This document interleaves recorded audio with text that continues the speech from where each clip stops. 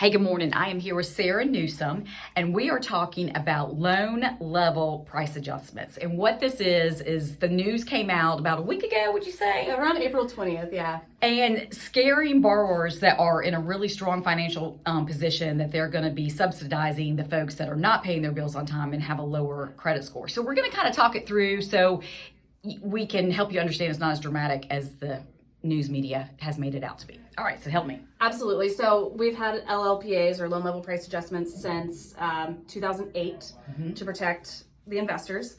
And it's always kind of been higher risk borrowers have a higher rate. So if you have a lower credit score, if you have a lower down payment, you have a higher rate. Yeah. And that makes sense. Right now, what they're trying to do is not necessarily do away with that, but to open it up to more underserved borrowers. So people who, maybe their credit's not as high, or they don't have as much of a down payment to do. So that's where we're seeing the loan level price adjustments change a little bit. However, this does not mean that you should be tanking your credit score. Do not do that.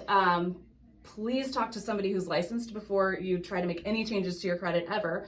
But with that said, there will be times when you'll see somebody who's maybe in the lower 700s getting a slightly better rate than somebody who's in the higher 700s. Okay. But it is not going to be a significant difference to the point where, what I said earlier is that if the media and TikTok wasn't talking about this, it probably wouldn't be a conversation or even noticed.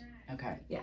All right. So in this, I've heard this on Dave Ramsey's show that this is only going to go towards people getting a 30-year mortgage. Yeah. So if you're getting a 15-year mortgage, is really going to be irrelevant for you. And also, this is only for conventional loans. This is not applied to FHA, VA, USDA, or any of the non-conforming, non-QM loans that we do. Okay. And the other thing is, if your credit score is below a 700, it is very unlikely that you'll even get a conventional loan unless you carry absolutely no debt. So for the most part, this is really only going to affect the folks that are in that 700 range. 7 to 779 is kind of what I'm reading. Because you're right. I mean, below 700, that does get a little tricky with conventional. But there's plenty of options for those borrowers in the 600s going through FHA or something like that.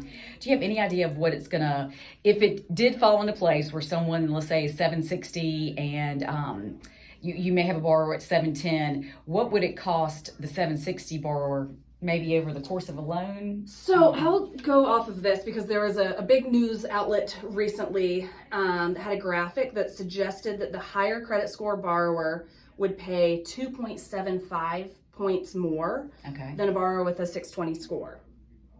So we ran the numbers, and assuming a 5% down payment, the higher credit score borrower pays 1.25 in points less. Okay. So the higher credit score is typically still getting a better rate. Absolutely. And you said 620, but you meant 720.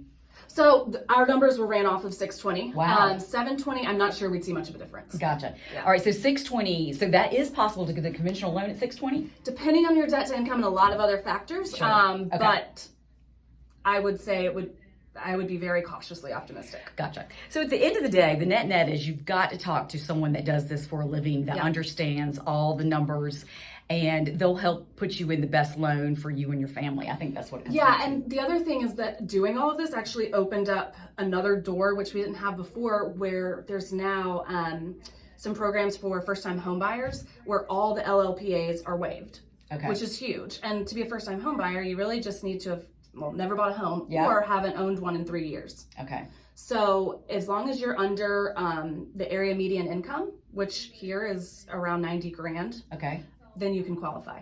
Okay. Nice. So that's going to provide huge savings for first-time home buyers who maybe otherwise wouldn't be in the right financial position to buy. Okay.